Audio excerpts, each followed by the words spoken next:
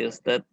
Ini yang mungkin terakhir, mohon maaf rekan-rekan yang bertanya tidak bisa kami akomodasikan. Insyaallah di lain kesempatan diakomodasikan. Dan pertanyaan terakhir ini terkait zakat Ustadz. Pada di ujung-ujung akhir Ramadan kita diwajibkan untuk berzakat fitrah. Apakah membayar zakat yang kita salurkan sendiri itu kepada keluarga atau lingkungan keluarga kita yang membutuhkan, apakah itu diperbolehkan oleh kaidah atau fikih? Dan bagaimana pada saat di ujung Ramadan kita bisa merasakan bahwa Ramadan yang kita telah jalani ini, yang telah kita alami dengan berbagai macamnya dan liku-likunya dan berbagai macam amalan yang kita lakukan itu diterima oleh Allah Subhanahu wa taala, dan kita merasakan betul-betul nikmatnya iman dan ibadah puasa. Mohon penjelasannya Ustaz. Masya Allah ya, ketika dengan digambarkan zakat fitrah ini di ujung pas Ramadan, lakukanlah.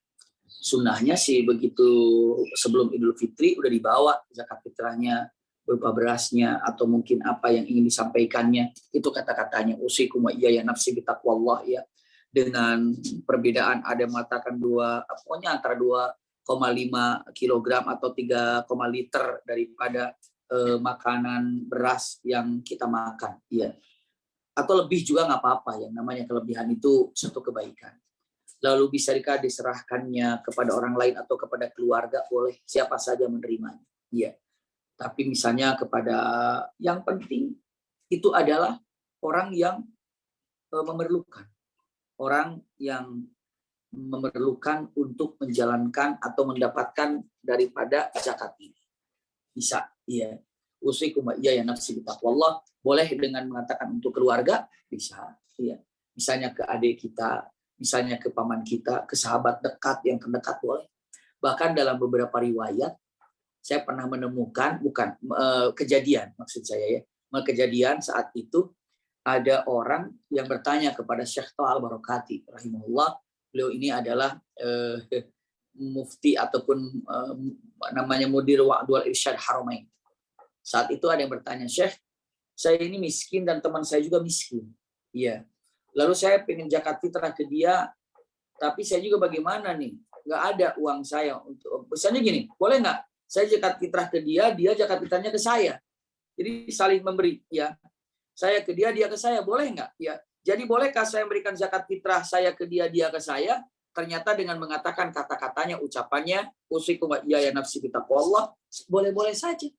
Kenapa? Silakan. Yang penting dengan mengatakan adakan di dalam firman Allah Subhanahu wa taala ini ada 8 asnaf yang diperbolehkan untuk menerima zakat. Itu diantaranya. Lihat dengan materi nama shadaqatul fuqara masakin dan selanjutnya ya. Namun yang jelas dengan mengatakan diperbolehkannya. Bahkan antara A dan B sahabatan, A miskin, B miskin, A kasih ke B, B kasih ke A. Boleh nggak? Ternyata Syekh mengatakan ya boleh. Itulah indahnya zakat fitrah, dan ini adalah indahnya untuk saling mencintai di antara mukminin. Iya. Lalu dengan mengatakan kata-katanya sempurnanya, memang disempurnakan dengan zakat fitrah. Apa yang tanda-tandanya kalau ibadah puasa kita diterima oleh Allah ataupun saum kita diterima oleh Allah Subhanahu wa taala? Jawabannya ini adalah simple sebenarnya. Iya, tapi susah untuk dipraktekannya. Ataupun jawabannya sudah dapat. Bukti ibadah puasa saya diterima bagaimana ya? Punten. 1. Lebih benci terhadap maksiat. Punya kebencian dan punya ketakutan terhadap perbuatan maksiat. Dan tidak mau berdekat-dekatan dengan maksiat. Kalau sudah ada rasa dalam hati kita ini seperti itu, maka itu adalah yang menghalanginya keindahan bulan Ramadan yang diterima oleh Allah Subhanahu wa taala. Yang kedua, Yang kedua, semakin cintanya terhadap amal-amal soleh. Semakin cinta terhadap amal-amal soleh. Itu nomor 2. Masya Allah, makin sayang, makin cinta terhadap amal-amal soleh. Luar biasa. Iya. Pastinya berkumpul dengan orang soleh. Itulah intinya. Jadi semakin cinta, semakin senang terhadap amal soleh diperintah oleh Allah, semakin bangga, semakin senang. Yang keduanya, semakin apa? Yang keduanya, usikum wa iyaya nafsi bitaqwallah, semakin membenci terhadap maksiat. Itulah yang bisa disampaikan dengan singkatnya, dan ini melalui perkataan para ulama daripada tanda-tanda kalau orang ini diterima ibadah saum. Wallahu a'lam bishawab.